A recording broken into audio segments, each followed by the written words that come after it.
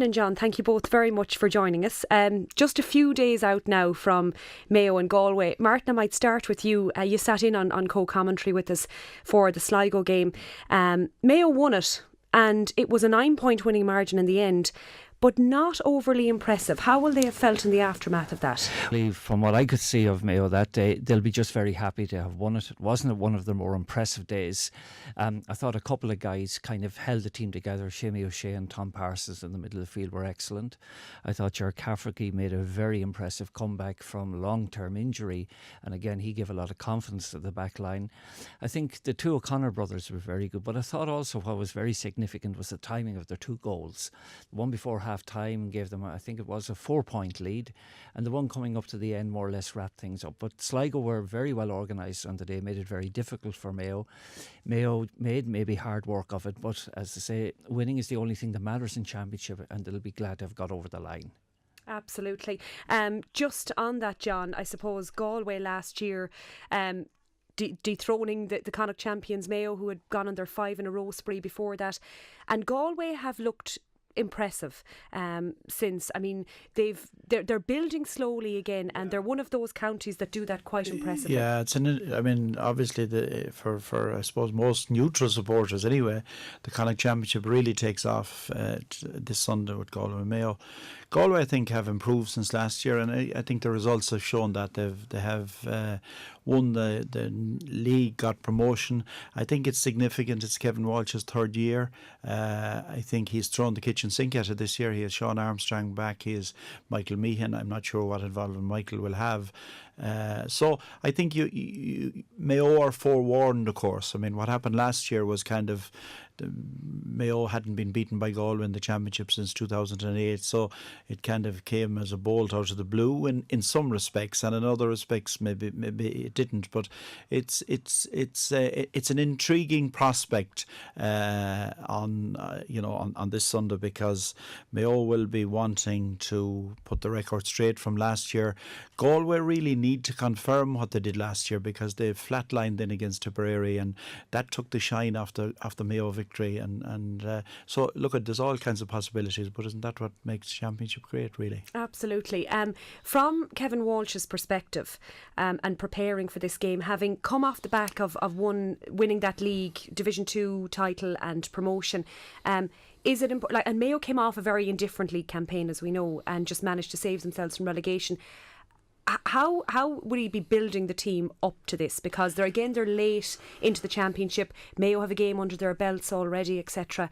So how do you kind of keep that energy going in a camp? Yeah, I think that's significant that Mayo have had a game under their belt, because they didn't have last year, and people were critical maybe of the way they played against Sligo, but as Martin says, Championship is about winning.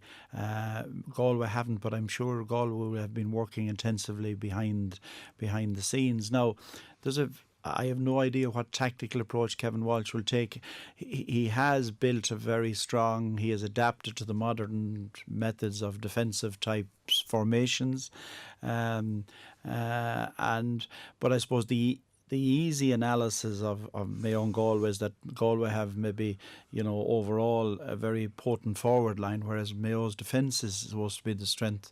I think personally, I have no idea what he'll do, but I think that it would be a mistake for Kevin Walsh to go too defensive. I think that they need to, obviously keep it tight at the back, but I think they need to put their, the Damien Comers or the Shane Walshes or whatever, that they need to give to run at them. And I think that if Galway used this tactical approach they used against Kildare, which was very defensive, obviously the pressure was on them to win it.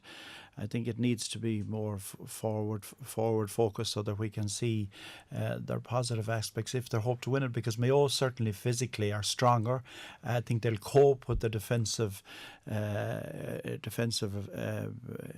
blanket, if you like, but they just mightn't be able to cope from the point of view of the attacking options if Galway could use them correctly. Martin, I suppose it maybe brings us round to that summer debate that seems to happen every year about whether or not Mayo have uncovered a new marquee forward, and I use that in inverted commas because it drives supporters doolally, I think, at times as well. Have Mayo uncovered anything, though? I'm going to ask the question despite the fact it might, Well, I think Fergal Boland has been very impressive. Like, he is the prototype Mayo forward in the sense he works very hard. He notched a couple of good scores actually against Sligo the last day, and that should give him confidence. But he puts in a huge shift during every game that he has played. He's grown, I think, incrementally throughout the National League, and I think he'll get better as things go along. I would love to see maybe some recognised finisher, so to speak, in the full forward line. I was always disappointed that Evan Regan maybe, just hasn't made a little step forward that I would have hoped he would. Similarly, but at the same time, the great Mick Burke at the past, I remember when he managed minor teams, he used to say you have to dance with the ladies that are in the hall, and basically Mayo have to draw from the panel that they have. And people maybe criticise the forwards at times, but they're averaging 15 scores a game. Now, by any standards, that's a very, very impressive return.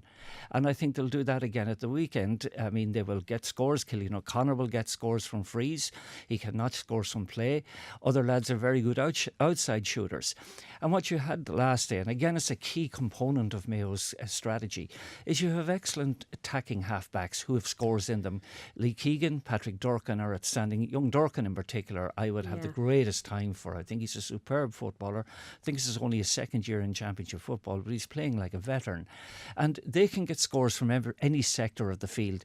And I think John will agree, I think that's one of the features you see in modern football, is that scoring can come from anywhere. Like, for example, I just looked at a stat of the Armagh team last weekend that I did. They had 22 different scores in the National League. 22, which is quite remarkable. Absolutely, yeah. And like Down had something, I happened to do the Down Armagh game last week, and so I did a bit of research on it. Down has something like 15 or 16. And similarly with Mayo can get scores from any sector of the field. And therefore, the forwards put in a huge shift work-wise. There's a lot of grunt there, maybe, and graft. Sometimes you'd like to see a little bit more flair. But I wouldn't be overcritical of them, in particular of a team that have managed to kind of play with great aplomb in All-Ireland finals and that. Okay, there's not a team in the country that doesn't want new forwards. Mayo are no exception to that. But the guys that are there are doing a damn good job. Is there another question as well, Martin, that has yet to be answered, that might have kind of raised its head a little bit over the last couple of seasons? Where you play Aidan O'Shea? Where do you get the best out of Aidan O'Shea? There was a lot of focus on Aidan before the match. A lot of it, before the Sligo game, a lot of it that was probably a bit unfair. It was unfair. It was disgraceful stuff, actually. It was disgraceful. I was speaking to John about it earlier on this morning when we were outside. That game that was played up in in Mullingar was a 4-quarter game. Aidan O'Shea played in the first 2 quarters and a bit of the third. And would have warmed down himself. Did his own warm down. But just going back to your initial question, I have always had the opinion that Aidan O'Shea's best position is from midfield back towards centre half back. He has got strength, a huge strength. That's because undeniable. it seems a shame to not be utilising him to his best potential. But I think the two things that he has that are hugely underrated, he's a superb tackler. An absolutely superb tackler and a very good user of the ball. In particular, like you saw the pass he gave to Cillian O'Connor the last day, that resulted in Cillian getting a pass. There was 3 good kick passes just interlocked in that particular move. It was simplicity personified, fabulous end result. And he was at the centre of that. But I do believe myself he has great ability to distribute with his hand as well, a great punch passer of a ball. And to me, to get the most out of it, and I've talked with Peter Ford about this and we have argued about it back and forth, but I still think from midfield back to centre back is the strongest position and where you get most out of him. So John, on that maybe, what are some of the key battles for you on Sunday? I mean, we talk about this and it's probably a little bit cliched where, the diamond area is all important. But you spoke about what approach Galway might take, the way Mayo set up traditionally. Where are some of the key battles between some of these big players? Well, I suppose the key battles really is to dominate possession, and who's going to do that, and that's why Mayo have this physicality thing. Seamus O'Shea, Tom Parsons, has had a great couple of seasons, but Fintan O'Curry is back. He wasn't there last year either. Thomas Flynn, Paul Conroy, Galway do have a lot of ball winning. So I think that the first key issue is who's going to dominate possession and who makes best use of it. I think that Mayo have, as Martin has said, that I think Mayo have the highest scoring rate from any half back line in the country. I think I saw a stat recently on that, and how that will pan out.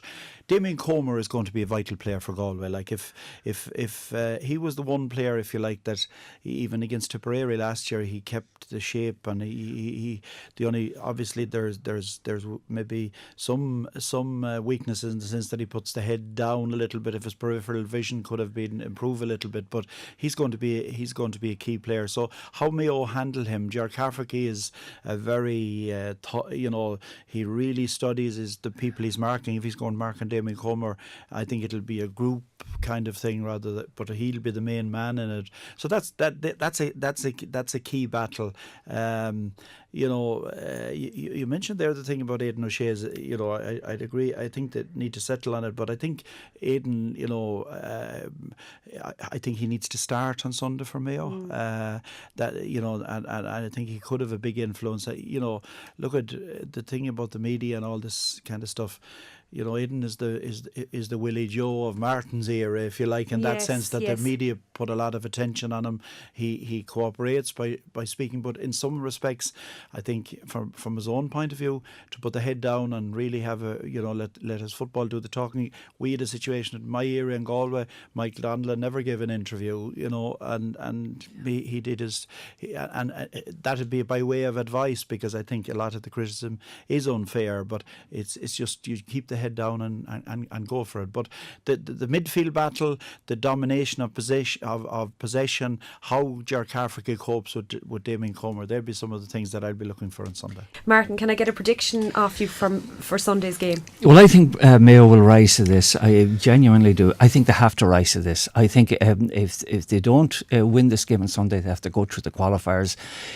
Given their profile, given the age, shall we say, profile that's there as well, given the length of time they're on the road, they need to take the shortest route towards the final destination. So a win to them is hugely important. I think the issue of the game behind them already, I think, will help them. I would agree with John. Damien Comer will be a big threat. The only thing is the last game he started for Galway was back in February. He's been injured quite a bit. He came on as a sub the last day. But I think if Mayo can impose their game, play with their intensity from the word go, they can win it, and they will win it. Yeah. What about yourself, John? Pearse Stadium is not an easy ask for them either. It's not an easy ask, and I think they'll be huge. It's kind of an immovable object against an irresistible force to a certain extent. I think if Mayo score goals, we talked earlier about how they pushed away Sligo, if you like, or put Sligo away. I think if they get a couple of goals, they'll win it. I think if they don't, I think Galway will win it. It's simple as that. And I think that Galway have big decisions as regards to their tactical approach. So I think the experience, physicality of Mayo and what happened last year might just get them over the edge, but they do need to score goals to do it.